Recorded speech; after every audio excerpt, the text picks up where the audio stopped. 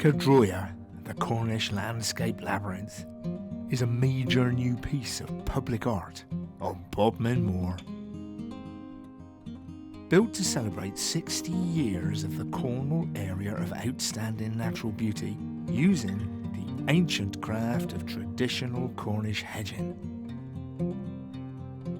A single meandering path leads you to the heart of the labyrinth. There, we wanted you to encounter an artwork that would enhance and add to your Caerdroea experience. After a rigorous selection process, the commission for the Heart of Caerdroea was awarded to father and son artists, the Thrustles. This is the journey of their creative process.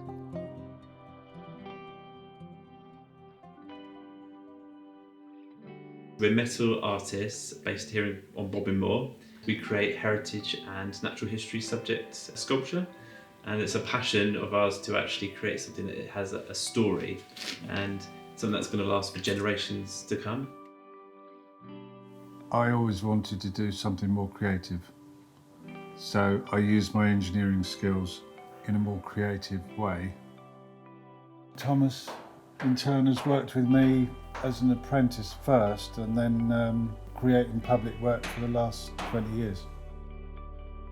Caerdroea as a massive monument piece of installation we knew all about because it's only a quarter of a mile from our workshop, and when the opportunity came up to put in for the artwork at the centre, we just could not miss that opportunity.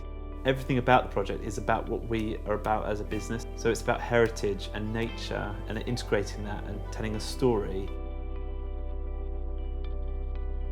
The main artwork is Caerdroea in itself, but it's just a zoomed in version, a modern representation bit. It's in a modern material, and it actually has characteristics that are kind of reflective of this time. The artwork is designed to either hold water, and the metallic finish is part of what we felt that the centre is, which is a point of reflection. Good. Yeah, that's the way we interpreted the brief. And it wasn't something that needed to be like big and bold and brash. It needs to be deep and meaningful, and actually long-lasting and indestructible. That was one of the most important things. Yeah. Because after we're long gone, it will be something on this landscape where we live, and it will stay there forever.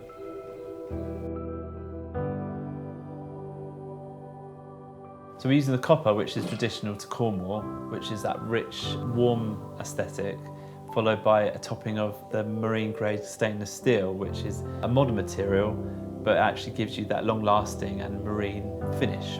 We sourced the materials from an engineering firm in Plymouth, so they were sourced locally. Should prove to be very robust and last 4,000 years, as the brief requires. Now we've got all these pieces, we're able to now get on with prepping the artwork and getting ready for the drilling and for the beating and the assembling process.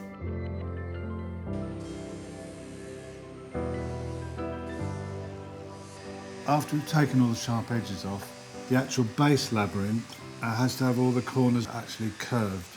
So when we beat the copper into it and the copper stretches over the corners, it won't cut the copper, so it has to be a nice smooth curve.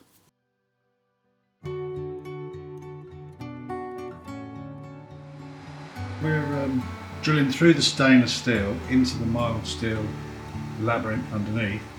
So when this is taken off, it leaves a mark on all the other holes, and then the labyrinth underneath will be laid on this plate, which is the base plate, and I'll drill right through both of them.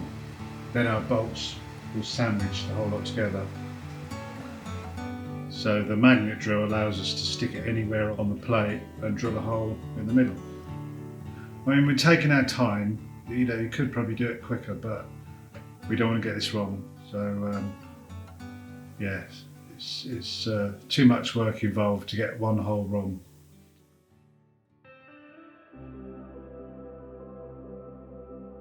This morning I've been beating out the channels to a shallow depth all the way around the labyrinth. So now you can see the labyrinth taking shape.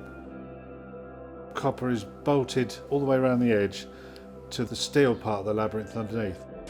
I previously heated this once to a temperature of about 400 degrees C to anneal the copper and then let it cool down. So once that's nice and soft, I'll start beating these channels out again and get them down a bit deeper.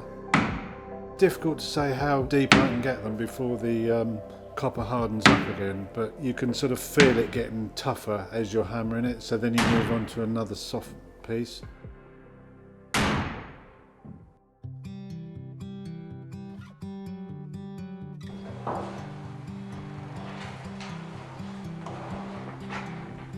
We have to turn this over a number of times when we're working on the other side, obviously. So we've got the lifting beam, and this half-ton block and tackle, this is just under half a ton, enables us to lift it safely off the bench rather than try and lift it by hand, which would be really dangerous.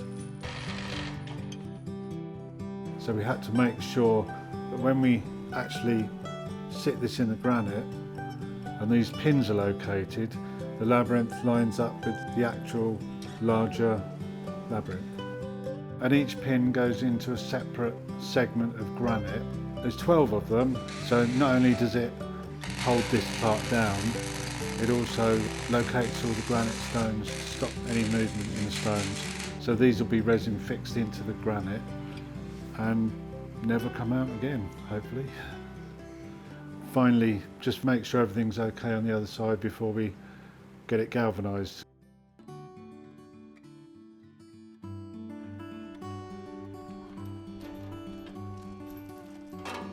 So once it was cleaned up from the galvanising, we then brought it onto the bench, and we've brought the copper on and lined it up, make sure it's all looking right, bring on the stainless labyrinth topping, and then it's bolted down to create a sandwich. And then the galvanised structure underneath is completely hidden, but it's all there to support and to bolt everything together and make it nice and strong.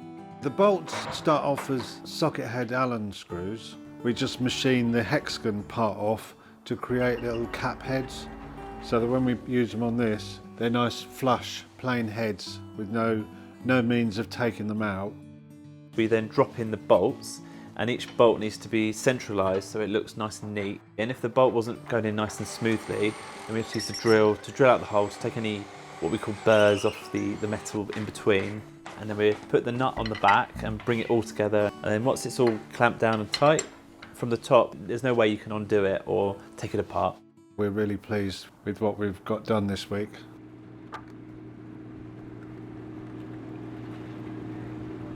Today, we've obviously delivered the artwork, and these guys are going to be lifting it into place for us. Benny team use their digger to lift it off of the trailer and drive it to the centre for its final resting place. We had a few trial fits, and then we had to make sure our labyrinth lined up with the main labyrinth. The biggest highlight was seeing that this is something very substantial. Although you can't see a lot of the body and the structure that's hidden, we know it's there, and we know that's what will make it last that 4,000 years. Yeah, really pleased with it, and I think the highlight was filling it up with water and seeing the reflection of the trees and the clouds, and yeah, that was a highlight for me. We are absolutely delighted with how everything has not only come together, but actually how it interacts and becomes part of the wider piece of artwork that Codroya actually is. I think it really complements the whole site, and I think it does address the brief in a good way, and it doesn't detract from the main structure of the labyrinth. We now can see how the artwork actually interacts. It ripples out to the wider Codroya hedges, and it all has that symbolism which just really seems right for the area. And it just makes the whole area feel like it's got this focal point now.